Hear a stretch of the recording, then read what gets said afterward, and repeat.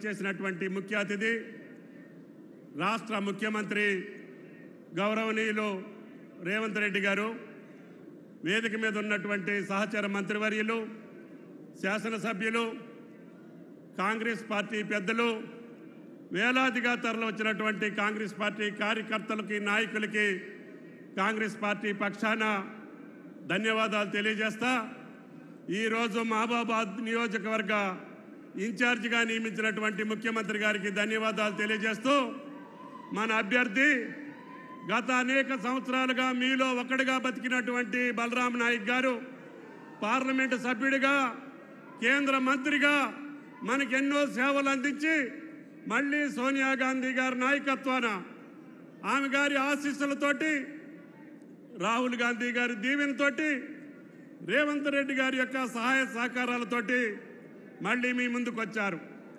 తెలంగాణ రాష్ట్రంలో గిరిజన బిడ్డల యొక్క శక్తి, గిరిజన బిడ్డల యొక్క స్వరూపం మొన్న శాసనసభ ఎన్నికల్లో చూపించారు.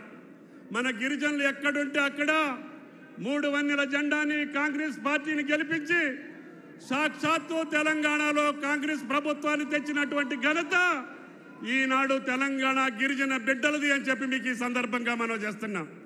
బలరాం నాయక్ గారి గెలుపులో మాకు ఎటువంటి అనుమానం లేదు, కానీ పెద్ద ఎత్తున మెజారిటీ రావాల్సినటువంటి అవసరం ఉంది. ఈ ఎన్నిక కాంగ్రెస్ పార్టీ యొక్క శక్తిని, తెలంగాణ ప్రభుత్వం యొక్క సంక్షేమ కార్యక్రమాల్ని, రేవంత్ రెడ్డి గారి యొక్క పరిపాలనా దృశ్యాన్ని భారతదేశానికి 120 రోజుల్లోనే చెప్పగలిగినటువంటి ముఖ్యమంత్రి మన ముఖ్యమంత్రి రేవంత్ రెడ్డి గారు. ఎప్పుడో గుజరాత్ మోడలో, ఆ మోడలో, ఈ మోడలో అని చెప్పుకున్నటువంటి భారతదేశం 100 రోజుల తెలంగాణ పరిపాలనని మా రాష్ట్రానికి తెలంగాణ మోడల్ కావాలి, మా రాష్ట్రానికి తెలంగాణ మోడల్ కావాలని కోరుకుంటుంది. అంటే అది ముఖ్యమంత్రి గారి యొక్క సమర్థత, ముఖ్యమంత్రి గారి యొక్క దూరదృష్టి, ముఖ్యమంత్రి గారి యొక్క పట్టుదల అని చెప్పి మీకు ఈ సందర్భంగా మనం చేస్తున్నాం. వాళ్ళు అనుకున్నారు ఒకవేళ అధికారంలోకి వచ్చినా మనం చేసినటువంటి అప్పులు తీర్చలేరు, మనం విధ్వంసం చేసినటువంటి విద్యుత్ శక్తి వ్యవస్థని తీర్చిదిద్దలేరు, మనం ఇచ్చినటువంటి లోపభూయిష్టమైనటువంటి పరిపాలనని సరిదిద్దలేరు. కాబట్టి వాళ్ళు త్వరగానే ఫెయిల్ అయిపోతారు, మనం వచ్చేస్తామని చెప్పి గోతిగాడ నక్కలాగా కాపలా కాసుకొని ఉన్నారు. ఒకళ్ళు 3 నెలలు అంటాడు, ఒకడు 6 నెలలు అంటాడు. మీరు ఆ గోతిలో పడక తప్పదు, ఆ నక్కలు బయటికి రావు అని చెప్పి కూడా మీకు ఈ సందర్భంగా మనం చేస్తున్నాం.